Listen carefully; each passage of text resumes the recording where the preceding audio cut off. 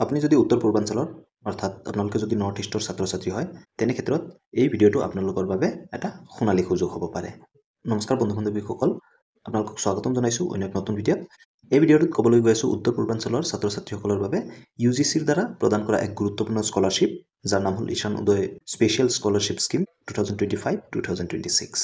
তো প্ৰথমতে আমি বুজি পাব লাগিব যে ঈশান উদয় স্কলাৰশ্বিপ কি হয়। তো ঈশান উদয় স্কলাৰশ্বিপ হৈছে কেন্দ্ৰীয় চৰকাৰৰ এক বিশেষ স্কিম, যাৰ জৰিয়তে উত্তৰ পূৰ্বাঞ্চলৰ শিক্ষাৰ্থীসকলক উচ্চ শিক্ষা গ্ৰহণৰ ক্ষেত্ৰত সহায় কৰে। প্ৰতি বছৰে প্ৰায় 10,000টা নতুন স্কলাৰশ্বিপ দিয়া হয় এই স্কিমৰ অধীনত, আৰু এই স্কিমটো পোৱাৰ কাৰণে কিছুমান যোগ্যতা নিৰ্ধাৰণ কৰি দিয়া গৈছে, অৰ্থাৎ ইলিজিবিলিটি ক্ৰাইটেৰিয়া। তো ইলিজিবিলিটি ক্ৰাইটেৰিয়াসমূহ হ'ল আপোনালোক অসম, অৰুণাচল, মণিপুৰ, মেঘালয়, মিজোৰাম, নাগালেণ্ড, ত্ৰিপুৰা বা ছিকিম ৰাজ্যৰ বাসিন্দা হ'ব লাগিব। উত্তৰ পূৰ্বাঞ্চলৰ যিকোনো স্বীকৃতি বৰ্ডৰ পৰা HS পাছ কৰা হ'ব লাগিব। আপোনালোকে নৰ্থ ইষ্টৰ যিকোনো এটা বৰ্ডৰ পৰা HS পাছ কৰা হ'ব লাগিব, আৰু আপোনালোকে UG কোৰ্চৰ ফাৰ্ষ্ট ইয়েৰত এডমিশ্যন লোৱা ছাত্ৰ ছাত্ৰী হ'ব লাগিব, আৰু পৰিয়ালৰ এনুৱেল ইনকাম 4.5 লাখতকৈ কম হ'ব লাগিব। অৰ্থাৎ আপোনালোকৰ যি বছৰি ইনকাম হয় পৰিয়ালৰ, সেইটো 4.5 লাখতকৈ কম হ'ব লাগিব। ইয়াতে আপোনালোকক কৈ থৈ দিওঁ যে এই স্কিম যিবিলাক ছাত্ৰ ছাত্ৰী ডিষ্টেঞ্চ এডুকেশ্যনত পঢ়িছে বা অ'পেন ইউনিভাৰ্চিটিত পঢ়িছে সিহঁতৰ কাৰণে নহয়। এতিয়া কওঁ যে স্কলাৰশ্বিপ কিমানকৈ পাব। সাধাৰণ ডিগ্ৰী কোৰ্চৰ কাৰণে, যেনে ধৰি লওক BA, BSc, BCom এনেকুৱা কোৰ্চৰ কাৰণে প্ৰতি মাহে 5,400 টকাকৈ আপোনালোকৰ বেংক একাউণ্টত ডিপজিট হ'ব। আৰু যিবিলাক প্ৰফেচনেল কোৰ্চ আছে বা টেকনিকেল কোৰ্চ আছে, যেনে ধৰি লওক ইঞ্জিনিয়াৰিং হওক, BTech বা MBBS বা পেৰামেডিকেল, এইসমূহ কোৰ্চৰ কাৰণে 7,800 টকাকৈ প্ৰতি মাহে সোমাব।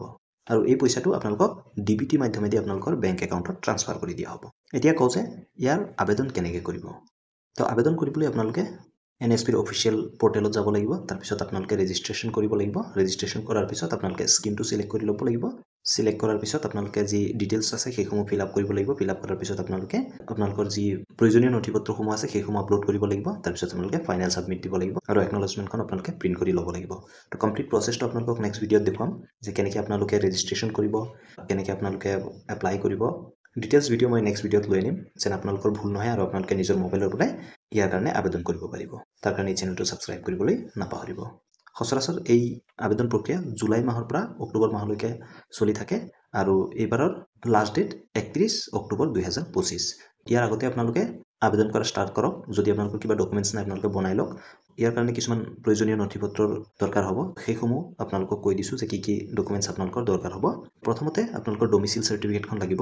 তো স্থায়ী বাসিন্দাৰ প্ৰমাণপত্ৰ কেনেকৈ বনাব লাগিব মই নেক্সট ভিডিঅ'ত ক'ম, বা যদি আপোনালোকৰ জনা আছে তেনে ক্ষেত্ৰত আপোনালোকে বনাই ল'ব। দ্বিতীয়তে পৰিয়ালৰ আয়ৰ প্ৰমাণপত্ৰ, ফেমিলিৰ ইনকাম চাৰ্টিফিকেটখনো কিন্তু লাগিব। নেক্সট আপোনাৰ আধাৰ কাৰ্ডখন লাগিব। 10th আৰু 12ৰ মাৰ্কশ্বিট লাগিব। কলেজত নাম ভৰ্তি কৰাৰ প্ৰমাণ বা ID কাৰ্ড লাগিব। যোনে আবেদন কৰে তেখেতৰ বেংক একাউণ্ট লাগিব, আৰু এখন এফিডেভিট লাগিব, য'ত লিখা থাকিব যে আপোনালোকে কোনো স্কলাৰশ্বিপ এতিয়ালৈকে পোৱা নাই বা আপোনালোকে কোনো স্কলাৰশ্বিপৰ আণ্ডাৰত নাই। এইকেইটা ডকুমেণ্টছ লৈ আপোনালোকে আবেদন কৰিব লাগিব, আৰু প্ৰতি বছৰে আকৌ ৰিনিউ কৰিব লাগে এই এপ্লিকেশ্যনখিনি।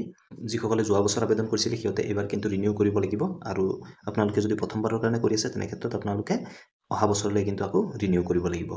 তো কমপ্লিট প্ৰচেছ আপোনালোকক দেখুৱাম।